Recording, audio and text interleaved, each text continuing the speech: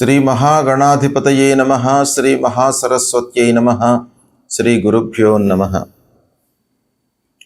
2026వ సంవత్సరంలో ఫిబ్రవరి మాసంలో గ్రహస్థితి ఎలా ఉంది అనే విషయాన్ని మనము ప్రధానంగా చూసినట్టయితే, సూర్యుడు 12వ తారీఖు వరకు మకర రాశిలో సంచరిస్తున్నాడు. 12 తర్వాత కుంభరాశిలోకి ప్రవేశిస్తున్నాడు. కుజుడు 23వ తారీఖు వరకు మకర రాశిలో సంచరిస్తున్నాడు. 23 నుండి కుంభరాశిలో ప్రవేశించి మాసాంతం వరకు కూడాను కుంభరాశిలో ఉంటున్నాడు. బుధుడు 3వ తారీఖు వరకు మకర రాశిలో ఉన్నాడు. 3 నుండి కుంభరాశిలోకి ప్రవేశిస్తున్నాడు. గురువు మిథున రాశిలో సంచరిస్తున్నాడు. శుక్రుడు 5వ తారీఖు వరకు మకరంలో, 5 నుండి కుంభంలోకి ప్రవేశిస్తున్నాడు. శని మీనరాశిలో సంచరిస్తున్నాడు. రాహువు కుంభరాశిలో సంచరిస్తున్నాడు.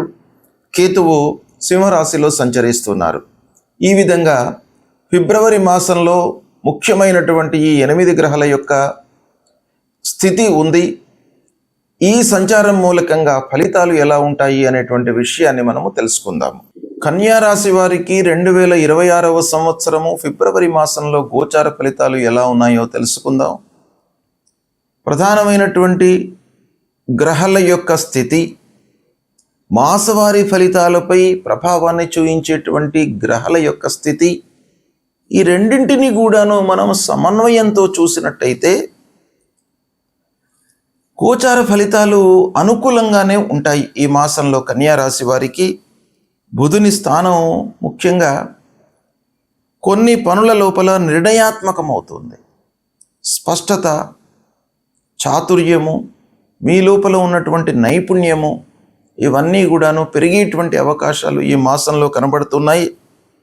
ఇక ఉద్యోగస్తులకు ముఖ్యంగా వర్క్ ప్లేస్లో మీరు మంచి పేరును సంపాదిస్తారు. యాజమాన్యంతో కానివ్వండి, హైయప్స్తో కానివ్వండి, కోలీగ్స్తో కానివ్వండి, మీరు ప్రశంసలను పొందేటువంటి అవకాశం బాగా కనబడుతుంది. కొత్త బాధ్యతలను చేపడతారు. కొత్త పనులు మీ నైపుణ్యాన్ని గమనించి కొత్త పనులను మీకు అప్పజెప్పేటువంటి అవకాశం బాగా కనబడుతుంది.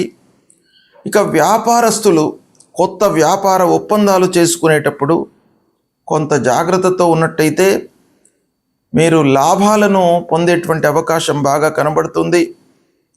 పెట్టుబడులను కొంత జాగ్రత్తగా చేయండి. మంచి రాబడిని పొందుతారు. ఈ మాసం లోపల విదేశీ అవకాశాలు చాలా మెరుగుపడుతున్నాయి. విదేశాలకి ప్రయాణం చేయాలి అనేటువంటి వాళ్లకు ఈ మాసం బాగా అనుకూలిస్తుంది. ఇక పొదుపు మీరు బాగానే చేస్తూ ఉంటారు. పొదుపుపై మనస్సు నిలుపుతారు. పొదుపు చేయాలి అనేటువంటి విషయంలో అన్ని కోణాలలో ఆలోచిస్తారు. అయినప్పటికీ కొన్ని ఖర్చులు మట్టుకు మీకు తప్పకుండా ముందుకు వస్తుంటాయి. వాటిని నియంత్రించుకున్నట్టయితే మీరు ఆర్థికంగా ఒక మంచి స్థితికి వచ్చేటువంటి అవకాశం ఉంటుంది. ఇక కుటుంబం లోపల మీరు సౌఖ్యమైనటువంటి జీవితాన్ని గడుపుతారు. సుఖమయంగా ఉంటుంది. బరువు బాధ్యతలు కొన్ని ఉన్నప్పటికీ వాటిని సమయం లోపల మీరు సార్ట్అవుట్ చేసుకొని సంతృప్తిని పొందేటువంటి అవకాశాలు బాగా కనబడుతున్నాయి. ఆత్మీయులు, బంధువులు, స్నేహితులు వీళ్ళందరితో కూడాను సత్సంబంధాలు ఉంటాయి. పూర్వం ఉన్నటువంటి ఆ సంబంధాలు ఏవైతే ఉన్నాయో వాటికంటే ఈ మాసంలో మీకు బాగా పెరిగేటువంటి అవకాశం కనబడుతుంది. ఇక భార్యాభర్తల మధ్యన అన్యోన్యత, ప్రేమభావం పెరుగుతుంది. సమాజంలో గౌరవ మర్యాదలు లభిస్తాయి. అందరూ కూడాను మిమ్మల్ని పాజిటివ్గా అర్థం చేసుకునేటువంటి అవకాశం ఈ మాసంలో కనబడుతుంది. ఆరోగ్యం నిలకడగా ఉంటుంది.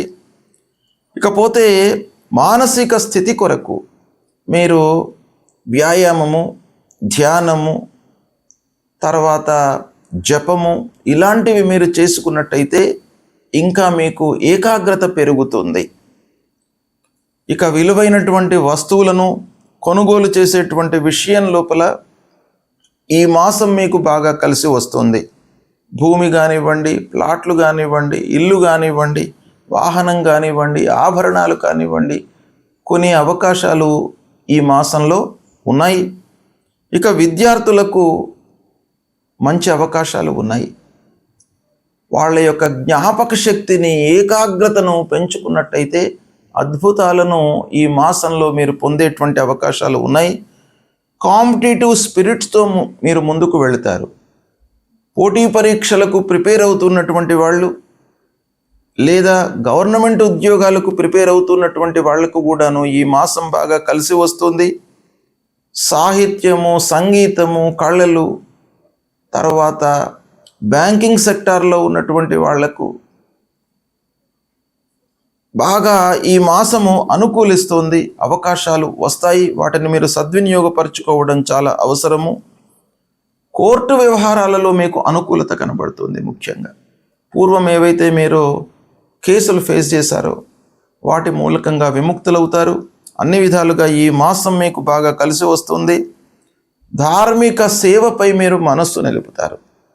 ఏదో ఒకటి సమాజానికి చేయాలి అనేటువంటి ఒక తపన మీ లోపల బాగా పెరిగేటువంటి అవకాశం ఉంది. దాన ధర్మాలపై ఆసక్తిని పెంచుకుంటారు. సహజంగా కూడాను ఈ మాసంలో పెరుగుతుంది. పిల్లల యొక్క అభివృద్ధిపై మనస్సు నిలుపుతారు. ప్రయాణాలు మీకు బాగా కలిసి వస్తాయి ఈ మాసంలో. ఆస్తి విషయం లోపల పెద్దల యొక్క సహాయ సహకారాలు, సమాజంలో ఉన్నటువంటి వాళ్ళ యొక్క సహాయ సహకారాలు తీసుకుంటారు. మొత్తానికి ఆస్తుల తగాదాలు సార్ట్అవుట్ అయ్యేటువంటి అవకాశాలు బాగా ఉన్నాయి. మానసికంగా చాలా ధైర్యంగా ఉంటూ చాలా పనులను మీరు నెరవేర్చుకునేటువంటి అవకాశాలు ఉన్నాయి. ఓవరాల్గా మనం చూసినట్టయితే ఈ మాసాంతంలో మీకు బాగా కలిసి వస్తుంది. ప్రోగ్రెసివ్ నెలగా ఈ నెల మీకు ఉంటుంది. మీరు కొంత ఎఫర్ట్స్ పెట్టినట్టయితే తప్పకుండా మీరు ఈ మాసం లోపల అన్ని రంగాలలో విజయాన్ని పొందేటువంటి అవకాశం బాగా కనబడుతుంది. గ్రహస్థితి ప్రతికూలంగా ఉన్నప్పుడు మనము ఏం చేయాలి అనేటువంటిది చాలా ముఖ్యమైనటువంటి ప్రశ్న మీకు. ఆ గ్రహాలను అనుగ్రహం చేసుకోవడానికై భగవంతుణ్ణి ఆరాధించడం అనేటువంటిది చాలా ముఖ్యమైనటువంటి విషయం. ప్రధానంగా చూసినట్టయితే సూర్యుడు 3, 6, 10, 11 స్థానాలలో సంచరిస్తున్నటువంటి సమయంలో శుభ ఫలితాలను ఇస్తాడు. మిగతా స్థానాలలో ప్రతికూలమైనటువంటి ఫలితాలను ఇస్తాడు. కనుక సూర్యభగవానుడు ప్రతికూలంగా ఉన్నప్పుడు సూర్యుని యొక్క ఆరాధన చేయండి. సూర్యుడి యొక్క అనుగ్రహం కొరకై ప్రతినిత్యం కూడాను సూర్యుడికి సంబంధించినటువంటి మూలమంత్రాన్ని జపించడము, లేదా సూర్య నమస్కారాలు చేయడము, అర్ఘ్య ప్రదానం చేయడము, ఇలాంటివి చేసినట్టయితే ఆ సూర్యనారాయణుడి యొక్క అనుకూలత మీకు లభిస్తుంది. ఇక కుజుడు ముఖ్యమైనటువంటి గ్రహము. కుజుడి మూలకంగా మన లోపల ఒక యాక్టివిటీస్ అనేటువంటివి చాలా పెరుగుతూ ఉంటాయి. అంటే తొందరగా మనము రియాక్ట్ కావడము, అశ్రద్ధతో ఉండడము, స్తబ్దంగా ఉండడము, అనవసరమైనటువంటి గొడవల్లోకి ఇన్వాల్వ్ కావడము, ఇవన్నీ కూడాను కుజుడికి సంబంధించినటువంటి కారకత్వాలు. కనుక గోచార రీత్యా కుజుడు 3, 6, 11 స్థానాలలో సంచరిస్తున్నప్పుడు శుభ ఫలితాలను ఇస్తాడు.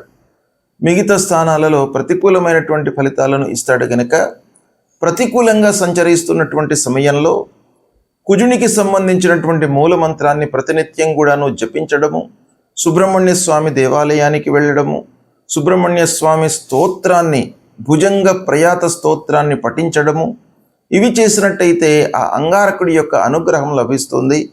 తద్వారా మీ లోపల ఒక ఉత్తేజము కలుగుతుంది. అంటే స్పాంటేనియస్గా మీరు రియాక్ట్ అయ్యి తదనుగుణంగా నిర్ణయాలు తీసుకునేటువంటి స్వభావాన్ని మీకు ఆ గురు భగవానుడు ఇస్తాడు. ఇక బుధుడు ప్రతికూలంగా ఉన్నప్పుడు ఏం చేయాలి అనే విషయాన్ని మనం చూసినట్టయితే విష్ణు సహస్రనామ పారాయణం చేయండి, విష్ణువును ఆరాధించండి, వెంకటేశ్వర స్వామి దేవాలయానికి వెళ్ళండి, భగవంతుడి యొక్క అనుగ్రహాన్ని పొందండి. ఇక ముఖ్యమైనటువంటి గ్రహము గురువు. ఈ గురువు ప్రతికూలంగా ఉన్నప్పుడు గురువుకు సంబంధించినటువంటి మూలమంత్రాన్ని ప్రతినిత్యం కూడాను చదువుకోండి. 2, 5, 7, 9, 11 స్థానాలలో శుభ ఫలితాలను ఇస్తాడు. ఇక ఇక మిగతా స్థానాలలో ప్రతికూలమైనటువంటి ఫలితాలు ఉంటాయి కనుక దేవానాంచ ఋషీణాంచ గురుం కాంచన సన్నిభం వందనీయం త్రిలోకానాం తం నమామి బృహస్పతిం అనేటువంటి మూలమంత్రాన్ని ప్రతినిత్యం కూడాను పఠించండి. దత్తాత్రేయ స్వామిని కొలవండి. దక్షిణామూర్తి స్తోత్ర పారాయణాన్ని చేయండి. ఇక శుక్రుడు ప్రతికూలంగా ఉన్నప్పుడు శుక్రుడు మనకు అన్ని రకాలుగా సౌఖ్యాన్ని, సంతోషాన్ని, ఆనందాన్ని, కంఫర్ట్స్ను ఇచ్చేటువంటి గ్రహము. అలాంటి గ్రహము ప్రతికూలంగా ఉన్నప్పుడు అమ్మవారిని వేడుకోండి. మహాలక్ష్మి అమ్మవారిని వేడుకున్నట్టయితే మీకు తప్పకుండా అనుగ్రహం లభిస్తుంది. లక్ష్మీ అష్టోత్తరాన్ని పఠించండి. ఇక శనీశ్వరుడు ప్రతికూలంగా ఉన్నప్పుడు శని విషయమై మూలమంత్రాన్ని పఠించండి. ఆంజనేయ స్వామి దేవాలయానికి వెళ్ళండి. హనుమాన్ చాలీసా పారాయణం చేసుకోండి. శనికి సంబంధించినటువంటి ధాన్యాన్ని దానంగా ఇవ్వండి. అదేవిధంగా రాహువు ప్రతికూలంగా ఉన్నప్పుడు, కేతు ప్రతికూలంగా ఉన్నప్పుడు మీరు మూలమంత్రాన్ని జపిస్తూ అమ్మవారి దేవాలయానికి, గణపతి దేవాలయానికి వెళ్ళండి. ఆ అమ్మవారి యొక్క అనుగ్రహాన్ని పొందినట్టయితే రాహువు యొక్క ప్రతికూలత తగ్గుతుంది, అనుగ్రహము మీకు పెరుగుతుంది. అదేవిధంగా కేతువు కొరకై గణాధిపతిని సేవించండి. తప్పకుండా మీకు ఆటంకాలు లేకుండా ప్రారంభించినటువంటి పనులను పూర్తి చేస్తాడు ఆ విఘ్ననాయకుడు. కాబట్టి గణాధిపతిని ప్రతినిత్యం కూడాను కేతు ప్రతికూలంగా ఉన్నటువంటి వాళ్ళు జపించడము, దర్శించడము చాలా మంచిది. ఇవి చేయండి. చేసినట్టయితే ఆ భగవంతుడి యొక్క అనుగ్రహము మీకు లభిస్తుంది. శుభం.